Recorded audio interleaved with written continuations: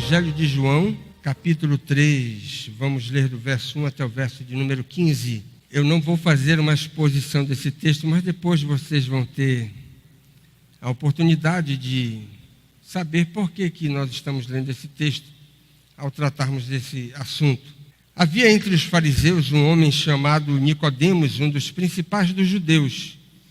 E este de noite foi ter com Jesus e lhe disse: Rabi, sabemos que és mestre vindo da parte de Deus, porque ninguém pode fazer estes sinais que tu fazes se Deus não estiver com ele. A isto respondeu Jesus: em verdade te digo, se alguém não nascer de novo, não pode ver o reino de Deus. Perguntou-lhe Nicodemos: como pode um homem nascer sendo velho? Porventura, pode voltar ao ventre materno e nascer segunda vez? Respondeu Jesus: em verdade te digo, quem não nascer da água e do Espírito não pode entrar no reino de Deus. O que é nascido da carne é carne, o que é nascido do Espírito é Espírito. Não te admires de eu te dizer: importa-vos nascer de novo. O vento sopra onde quer. Ouves a sua voz, mas não sabes de onde vem, nem para onde vai. Assim é todo o que é nascido do Espírito. Então lhe perguntou Nicodemos: como pode suceder isto? Acudiu Jesus: tu és mestre em Israel e não compreendes estas coisas? Em verdade te digo que nós dizemos o que sabemos e testificamos o que temos visto, contudo não aceitais o nosso testemunho. Se tratando de coisas terrenas não me credes, como crereis se vos falar das celestiais? Ora, ninguém subiu ao céu, senão aquele que de lá desceu, a saber, o Filho do Homem que está no céu. E do modo por que Moisés levantou a serpente no deserto, assim importa que o Filho do Homem seja levantado, para que todo o que nele crê tenha a vida eterna. Vamos orar mais uma vez? Deus eterno, nós te damos graças nesse momento quando nos ajuntamos na tua casa para te prestar culto, te oferecer aquilo que só o Senhor é digno de receber. E queremos te dar graças pela liberdade que temos de poder nos reunir aqui neste lugar consagrado para o teu serviço e também pela liberdade que temos de professar o teu nome no meio de uma sociedade carnavalesca, uma sociedade mergulhada na impiedade. Mesmo assim, não somos impedidos de professar o teu nome no meio de um mundo completamente corrompido. E nós queremos te agradecer por essa liberdade que temos no nosso país. Pedimos que o Senhor nos ajude a aproveitar essa magnífica oportunidade de falar do teu nome para aqueles que ainda estão nas trevas, para que possam ouvir o Evangelho e de alguma forma possam ser alcançados pelo teu poder. Abençoa-nos nesta hora quando vamos meditar na tua santa palavra. Abençoa os nossos corações, ilumina nosso entendimento para compreendermos aquilo que vamos tratar nesta noite. E aplica aos nossos corações os efeitos da tua palavra. Em nome do Senhor Jesus é que nós te oramos. Amém. Em fevereiro de 1736, século XVIII, John Wesley desembarca na Geórgia para a sua experiência de 2 anos como missionário naquela terra ainda chamada de Nova Inglaterra, que veio a se tornar os Estados Unidos. E ao pedir conselhos a alguém mais experiente que já estava no lugar, o reverendo Spangenberg, este homem então retrucou para John Wesley: meu irmão, eu devo primeiro lhe fazer 1 ou 2 perguntas. Você tem o testemunho dentro de você mesmo? E ele fez a segunda pergunta: o Espírito de Deus testifica com o seu Espírito que você é um filho de Deus? Irmãos, nós não fazemos ideia dessas perguntas feitas a um dos homens da galeria protestante, um dos homens que mais se mostrou conhecedor das coisas espirituais. John Wesley era uma sumidade. Mas ao chegar na Nova Inglaterra, este homem acertou na mosca ao fazer essas perguntas para ele. Ele simplesmente estava indagando aquele recém-chegado clérigo inglês se de fato ele era um homem regenerado.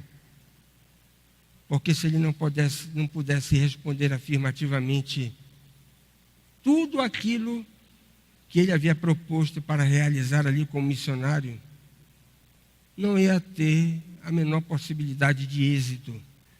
Isso porque, irmãos, a regeneração é o início da nova vida. Na ordem da salvação, a obra da regeneração vem em segundo lugar, precedida somente pela vocação eficaz. A gente pode dizer sem medo de errar: o primeiro ato da salvação da parte de Deus a nosso favor é a regeneração. Não é o primeiro ato de todo o processo que nós temos nas Escrituras nos apontando a respeito dessa obra maravilhosa, que é a obra da salvação. O primeiro de todos os atos não acontece em nós. Aconteceu na eternidade passada, quando Deus escolheu aqueles que Ele mesmo tensionou para que fizesse parte da sua família. Então, o primeiro ato da salvação é a eleição de Deus na eternidade passada. Mas o primeiro ato da obra da salvação em nós é a regeneração. A chamada soberana de Deus exige que um pecador morto nos seus delitos e pecados responda favoravelmente ao evangelho que ele ouve. Mas a pergunta é a seguinte: como é que um morto vai poder responder? Não existe a menor possibilidade. A menos que alguém que esteja morto nos seus delitos e pecados receba um sopro de vida, para que ele possa dar uma resposta afirmativa ao evangelho que ouve, através de duas coisas que fazem parte da conversão, que é o arrependimento e a fé. E esse sopro de vida que permite que o pecador morto nos seus delitos e pecados responda favoravelmente ao evangelho que ouve, se chama regeneração. Na verdade, é essa obra da graça que habilita o homem no seu estado decaído a manifestar os seus primeiros sinais de vida, na figura usada pelo profeta Ezequiel no capítulo 36, o verso 26. Diz o Rockman: é abundantemente claro que não podemos nos dar ou ajudar a nos dar vida espiritual, mais do que um cadáver pode dar a si mesmo vida biológica. Perfeita comparação. Um cadáver nada pode fazer por si mesmo, assim como um pecador morto nos seus delitos e pecados.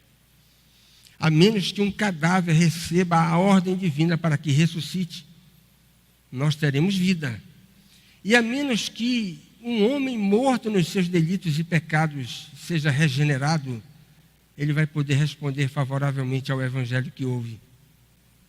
Essa doutrina é maravilhosa, a doutrina da regeneração, porque também é a única saída da morte para a vida. Do ponto de vista prático, a única maneira, de acordo com o evangelho, de alguém mudar de vida, e mudar de vida de verdade, não é simplesmente receber uma maquiagem religiosa. É ser objeto dessa obra poderosa de Deus, que vai mudar as suas afeições mais profundas. É por isso que Jesus nos diz lá em João 5:24, que essa obra nada mais é do que a operação divina que faz o pecador ser transportado da morte para a vida. Essa operação chamada regeneração não deve ser confundida por nós como uma reforma moral. Como nós muitas vezes vemos homens seriamente tomando algumas providências para que não cometam mais alguns deslizes, alguns desvios de conduta na sua vida, ao reconhecerem que esses desvios são prejudiciais. Mas preste atenção, regeneração não é auto-reforma, não é algo que um homem possa impor a si mesmo para que a sua conduta seja mudada de alguma maneira, mediante uma espécie de conscientização pessoal. Também regeneração não é um fato relacionado com a adoção de uma cartilha religiosa para que os homens possam ser encaminhados a como viverem de forma agradável ou ajustada no meio de uma sociedade ou no meio da sua própria família. Regeneração não é isso. E nem é também, nós devemos entender isso, a melhor filosofia de vida que nós possamos oferecer para uma pessoa. Não é.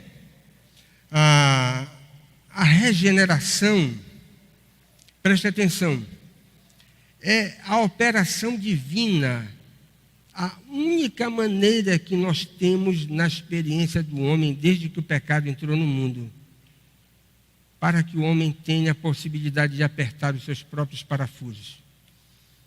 Você já não parou para pensar nisso? Mas olha, tem tanta gente com parafuso solto, com tanta gente precisando corrigir defeitos estruturais da questão da autoestima. Muitas vezes nós vemos até coisas poéticas sendo elaboradas para que os homens possam verdadeiramente se encontrar. Há muita gente completamente perdida. Mas presta atenção, gente perdida, não só aqueles que a gente talvez considere como marginais da sociedade, não, gente perdida e no estado de perdição, com parafusos frouxos, pessoas que nós poderíamos reconhecer da mais alta dignidade moral. Talvez você tenha parentes assim. O camarada não consegue conviver com ele mesmo. Manda ele para o psicólogo, não resolve. Manda ele para um psiquiatra, também não resolve. Mas eu gostaria de saber qual é o remédio para apertar os parafusos de uma pessoa. A regeneração. Talvez você pense assim, mas o que é que pode fazer com que uma pessoa também melhore os seus relacionamentos? A regeneração, que vai interferir nas potências e faculdades do ser humano, vai tocar no íntimo, onde a educação não toca, a psicologia não toca, a psiquiatria não toca, remédio não toca. Essa obra da graça de Deus. E mais do que tudo, a regeneração vai fazer com que o pecador passe agora a ser amigo de Deus. Preste atenção nisso. Essa obra da graça reajusta o homem consigo mesmo, reajusta o homem nos seus relacionamentos e, acima de tudo, reajusta o homem na sua comunhão perdida com o Criador. Irmãos, que obra maravilhosa! Nós podemos dizer, é o sopro de vida, é aquele fiat de Deus para que o morto nos seus delitos e pecados ganhe vida. Certa vez, um jovem mergulhado na vida mais licenciosa que você possa imaginar, ele orou assim: Senhor, torna-me casto, mas não agora. Já ouviu essa história? Que oração? Senhor, torna-me casto. Era um jovem envolvido numa vida terrivelmente licenciosa, escravo da licenciosidade. Ele sabia que ele era um escravo, mas ele orou. A mãe dele era crente. Ele disse: torna-me casto, mas não agora. Depois de muito desregramento, aos 33 anos, esse jovem estava sentado numa praça, na cidade de Milão. E algumas crianças estavam brincando de roda e cantando uma música que tinha conteúdo cristão. E as crianças estavam cantando o seguinte: toma e lê. Toma e lê. Aquilo foi como uma flecha no coração daquele jovem. E ele pegou a Bíblia e leu em Romanos capítulo 13, os versos 13 e 14. E você vai ver que esses versículos tinham tudo aquilo que Deus desejaria comunicar para ele, para que ele saísse daquela vida licenciosa. E ele escreve então no seu diário, que foi publicado como As Confissões. Talvez você saiba já de quem eu estou falando. E ele escreveu no seu diário: foi como se a luz da fé inundasse o meu coração e todas as trevas da dúvida tivessem sido dissipadas completamente do meu coração. O nome desse jovem nada mais é do que Agostinho, Santo Agostinho, que posteriormente se tornou bispo de Hipona, no norte da África. Ele foi regenerado ao ser atingido poderosamente pela palavra de Deus, nessa leitura de Romanos 13, versos 13 e 14. Irmãos, a base bíblica dessa doutrina é a seguinte: nós encontramos em toda a Escritura, tanto no Antigo Testamento quanto no Novo Testamento, indicações de que Deus sempre opera e sempre operou da mesma maneira, tanto no Antigo Testamento, desde que o pecado entrou no mundo, chamando pecadores para fazer parte da sua família, operando essa poderosa transformação no íntimo, fazendo com que pecadores perdidos possam ganhar uma nova natureza para amar aquilo que Deus ama e aborrecer aquilo que Deus aborrece. Essa operação da graça divina no homem, a fim de habilitá-lo a viver de forma correta para Deus, se chama regeneração. Tanto no Antigo Testamento, talvez você pergunte: como é que alguém no Antigo Testamento, morto nos seus delitos e pecados, respondia favoravelmente para servir o Deus único e verdadeiro? Através dessa obra. Não há nenhuma mudança, nenhuma diferença entre o Antigo e o Velho. Da mesma maneira, no Antigo Testamento, nós não temos uma palavra específica para designar essa operação poderosa, esse milagre. Mas nós temos inúmeras figuras apontando para esse poderoso milagre. Há várias figuras que os escritores bíblicos empregam para comunicar a ideia dessa operação, desse procedimento poderoso, desse ato soberano de Deus mudando as disposições íntimas da alma do pecador. Você quer ver a primeira figura que você tem no Antigo Testamento? Abra Deuteronômio, capítulo 30, verso 6. Essa é uma das mais maravilhosas figuras que você tem nas Escrituras sobre o significado dessa operação poderosa. Deuteronômio, capítulo 30, verso 6. O texto diz o seguinte: o Senhor teu Deus circuncidará o teu coração e o coração de tua descendência para amares o Senhor. Se não acontecer isso, não tem como. Para amares o Senhor teu Deus de todo o coração, de toda a tua alma, para que vivas.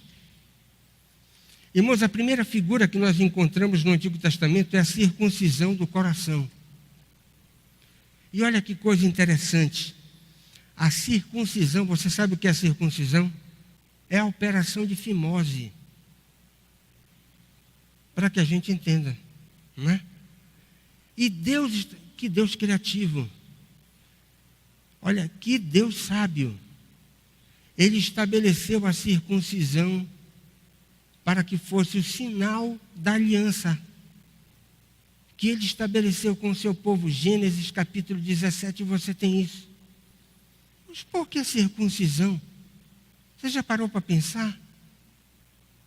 Tem algumas explicações. Sabe por que a circuncisão? Porque a circuncisão toca no órgão vital, usado no processo de procriação. Não apenas isso. Você já viu alguém fazer uma operação dessa natureza sem passar uma semana inteira gemendo de dor? A circuncisão é extremamente dolorosa. Uma semana de muita dor e também de muito sangue. E por último, a circuncisão é uma cirurgia irreversível. Irreversível. Irmãos, que figura maravilhosa. A operação da graça de Deus, ela sempre toca no ponto vital da vida humana. E esse toque de Deus, mudando as disposições íntimas da alma, dói. Envolve sangue no sentido figurado, porque é a maior dor que um pecador é capaz de experimentar. A crucificação do próprio ego na cruz. E quem passa por essa cirurgia nunca mais é o mesmo, porque não tem como revertê-la. Essa é uma figura maravilhosa nas Escrituras, acerca desse milagre poderoso. Irmãos, o coração é o cerne, é aquilo que de mais íntimo nós podemos ter numa pessoa, segundo a concepção das Escrituras. E a Bíblia nos ensina que Deus nos limpa interiormente, antes que verdadeiramente o possamos amar. Por isso que nós precisamos dessa circuncisão, não na carne, mas no coração. A outra figura que nós encontramos no Antigo Testamento é usada pelo profeta Jeremias. A regeneração é como a impressão da verdade no íntimo. Você tem isso lá em Jeremias 31, verso 33. E o profeta Ezequiel usa uma outra figura para falar desse milagre poderoso que acontece na vida de um pecador quando ele é atingido pela obra da graça de Deus. Ele recebe um transplante do coração. Ele deixa de ter um coração de pedra para ter um coração de carne. É o que você tem em Ezequiel 36, 26. Essas figuras, elas nos mostram esse milagre maravilhoso que Deus realiza na vida de um pecador. Quando esse pecador é chamado da morte para a vida. No Novo Testamento, diferente do Antigo, nós temos duas palavras clássicas para retratar esse milagre maravilhoso. Um substantivo que só aparece duas vezes,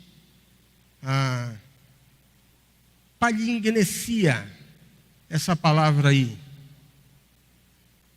Ela aparece em Mateus 19, 28, aparece no sentido escatológico, quando Deus vai restaurar todas as coisas por ocasião daquele evento final na segunda vinda de Cristo.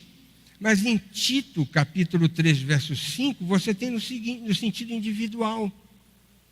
O substantivo sendo usado para indicar o início da nova vida, daquela condição operada pelo Espírito Santo para que o pecador experimente a condição que lhe vai permitir amar aquilo que Deus ama e aborrecer aquilo que Deus aborrece.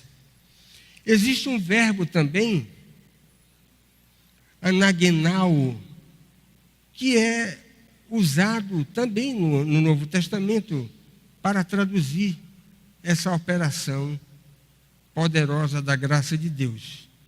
Mas, irmãos, a escassez de termos, tanto no Antigo Testamento quanto no Novo Testamento, pode ser compensada pelas inúmeras expressões ou figuras que aparecem também no Novo Testamento para descrever a ideia da regeneração. Foi por isso que eu li João 3, o versículo 7. Você tem Jesus usando uma figura. Nascer de novo. O novo nascimento nada mais é do que a obra da regeneração. Você tem o apóstolo Paulo em 2 Coríntios, capítulo 5, verso 17, dizendo, falando da regeneração como sendo a experiência de se tornar nova criatura. Outra figura.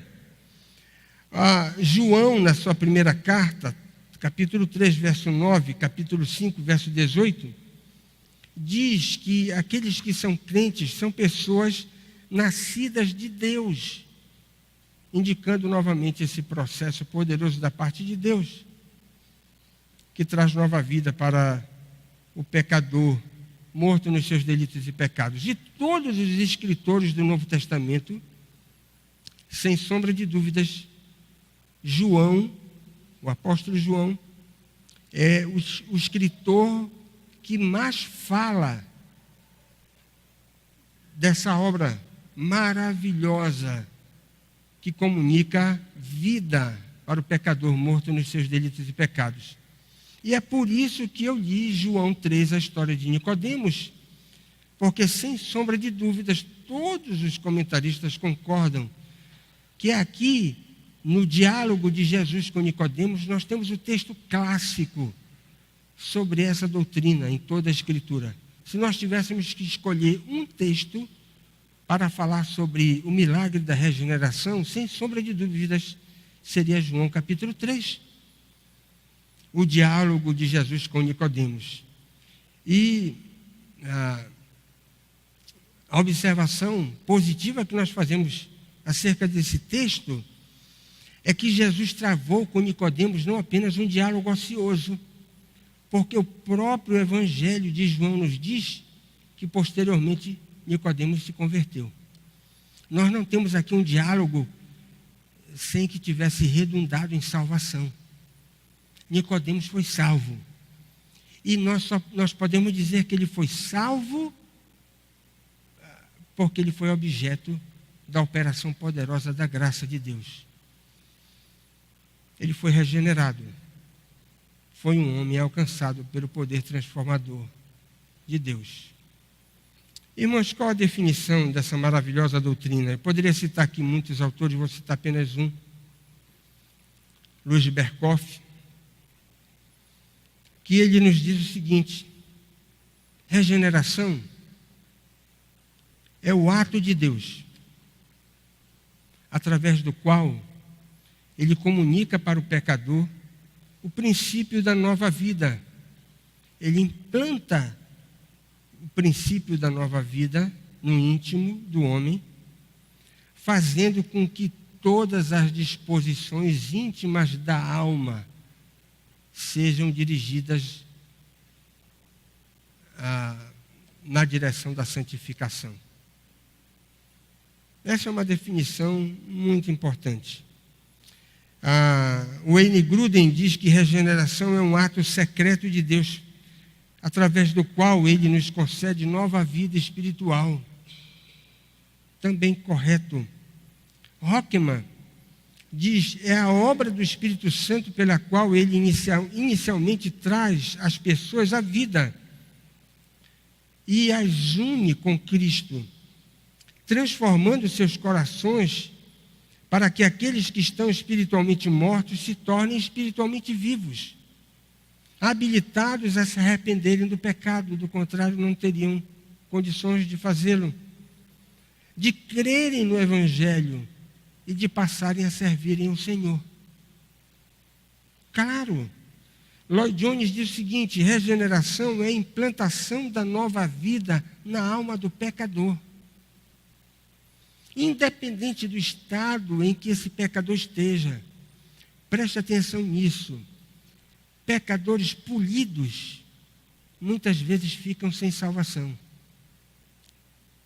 E pecadores grosseiros, talvez alguém que você imagine, olha, esse camarada está muito longe de Deus.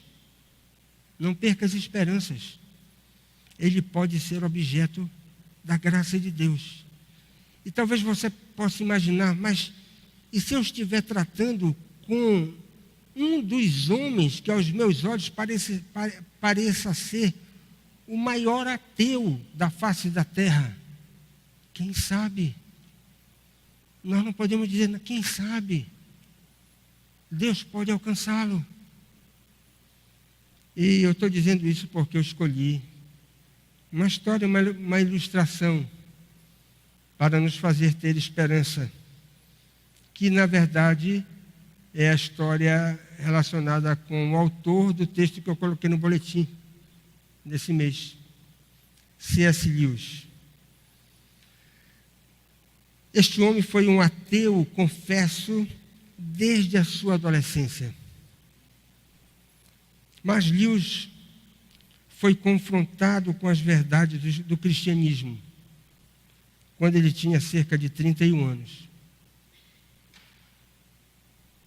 E ele descreveu o milagre da regeneração da seguinte maneira: depois de ter sido confrontado pela verdade do Evangelho, e a cada dia mais confrontado, chegou num determinado dia que eu me rendi. Depus as armas. E ele escreve no seu diário, eu cedi. Enfim, admitindo aquilo que jamais, em sã consciência, eu seria capaz de professar. Olha o que ele professou, olha o que ele resolveu. Deus é Deus. Um ateu, durante toda a sua história. Ele foi quebrado para confessar que Deus é Deus. E eu me ajoelhei e orei. E naquela noite, o mais deprimido e relutante converso, segundo a sua opinião, de toda a Inglaterra, estava completamente rendido aos pés daquele que é o Senhor da salvação, o Senhor Jesus Cristo.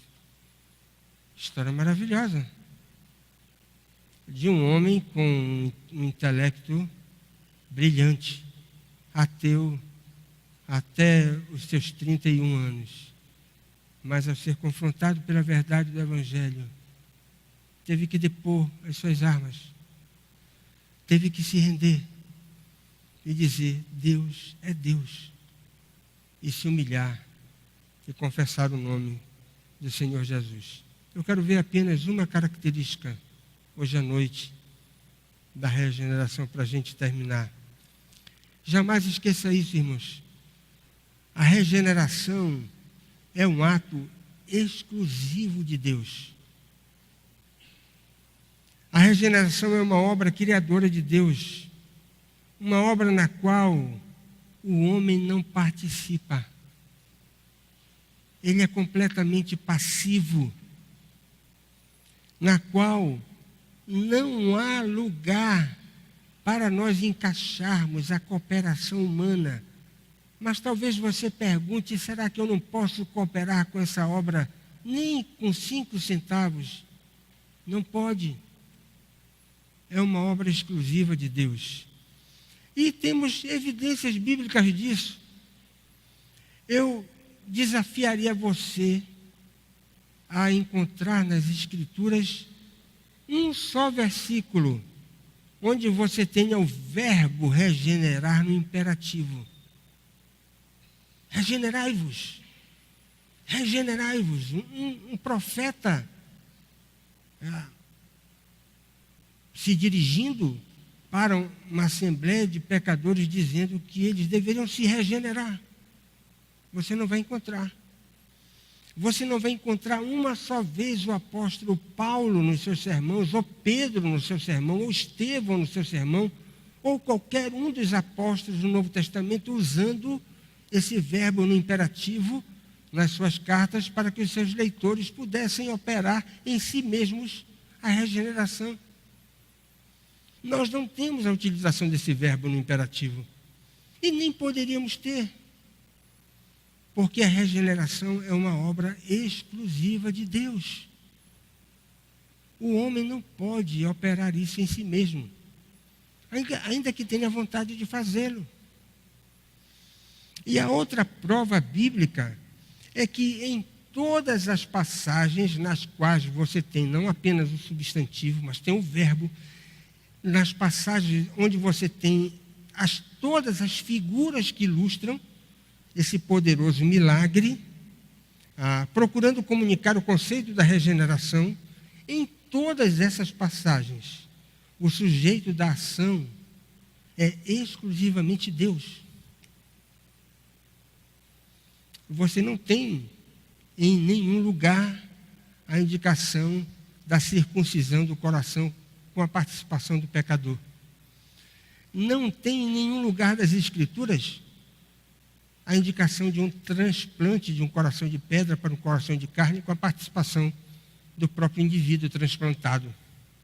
Você não tem alguém que nasceu de novo participando dessa operação. A operação do novo nascimento é uma operação promovida exclusivamente por Deus, pela graça de Deus. Esta observação impõe que o Espírito Santo é o único agente, a causa eficiente da regeneração, e de maneira exclusiva, sem a participação daqueles que são objetos dessa operação. Portanto, quando nós afirmamos que a regeneração é um ato exclusivo de Deus, nós estamos negando que o homem, de alguma maneira, participa deste milagre excepcional. De acordo com a concepção pelagiana, e eu diria até mais, semi-pelagiana ou arminiana, né? Que na verdade o arminianismo nada mais é do que o semi-pelagianismo. Os homens na história tiveram que concluir que Pelágio foi longe demais. Será que nós não poderíamos trazer um pouco ele para mais perto? Não havia média. E essa foi a tarefa dos arminianos. Mas, irmãos, tanto na concepção pelagiana como na semi-pelagiana, a regeneração é unicamente um ato da vontade humana. No conceito de Pelágio também, de Armínio, a regeneração praticamente se identifica como uma espécie de autorreforma.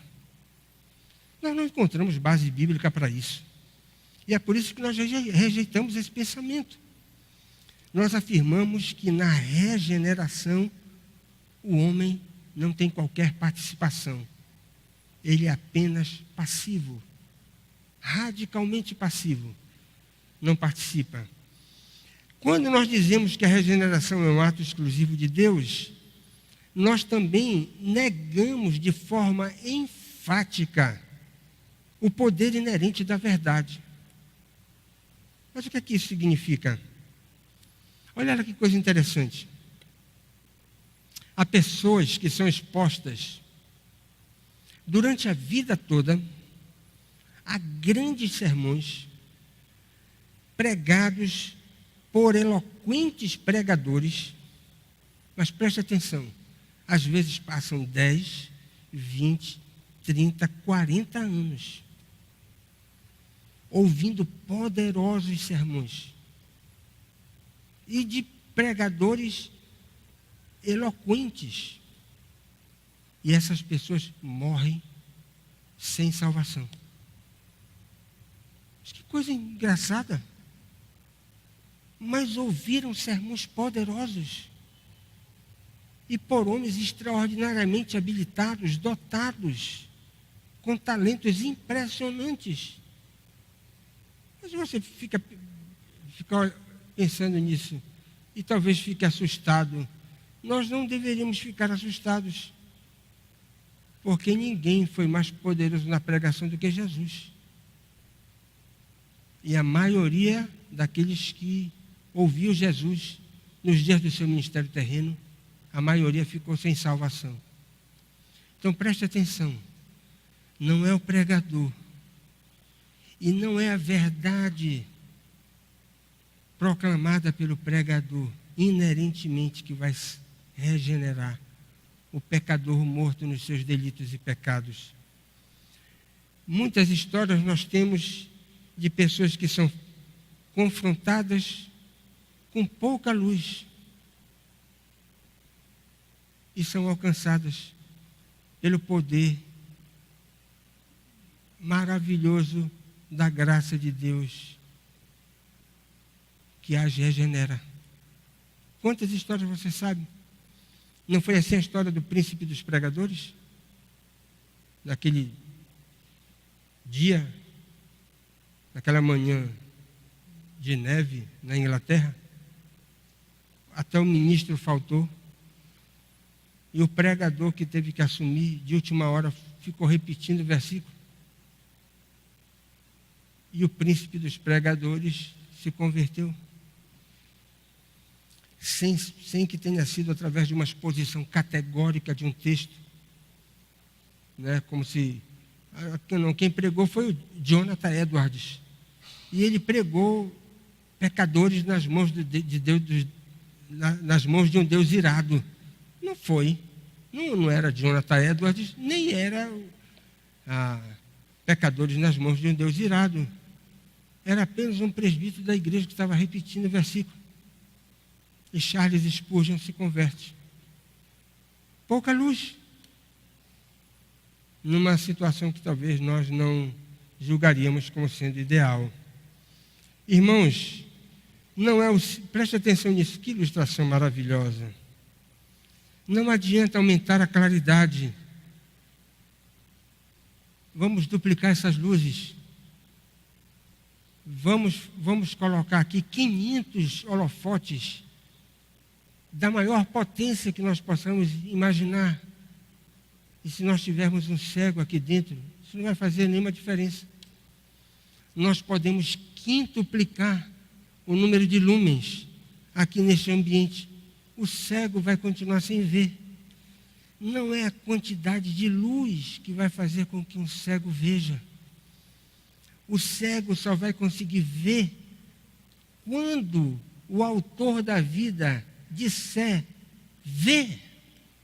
E ele vai conseguir enxergar.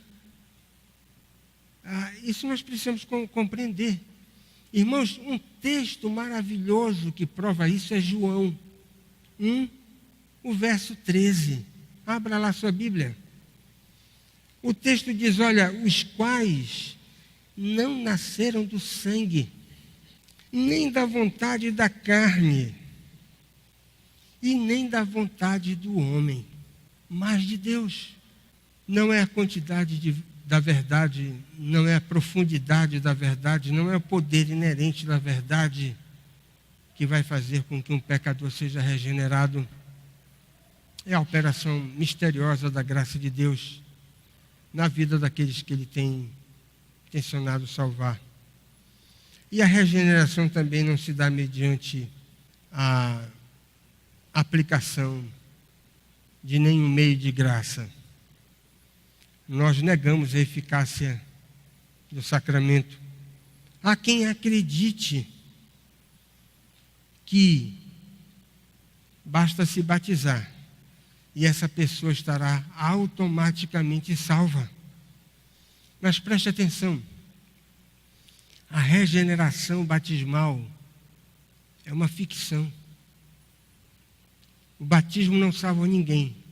E parece que essa heresia começou com Tertuliano, pai da igreja, né? Alguém que disse o seguinte: o sangue dos mártires é a semente da igreja. Um homem tão piedoso, mas se enganou nessa questão. E foi o primeiro, parece que na história, que defendeu que o sacramento regenera, o batismo regenera. O batismo não regenera ninguém.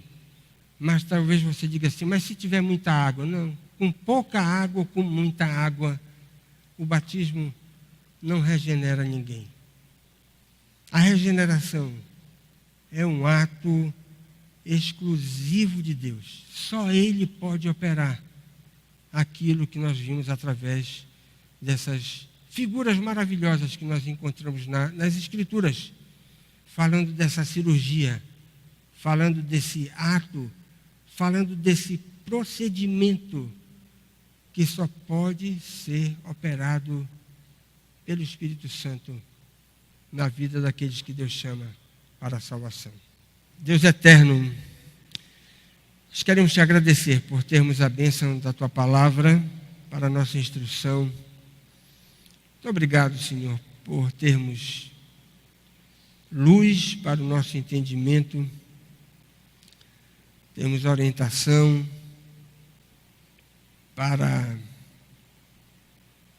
aquilo que devemos abraçar como princípio de fé. Queremos te agradecer, Senhor, porque o Senhor não nos deixou sem um referencial autoritativo, como é a tua palavra, para que nela pudéssemos depositar toda a nossa confiança. Queremos pedir, Senhor, que a cada dia o Senhor nos ajude a compreender essas doutrinas maravilhosas relacionadas com a obra da salvação,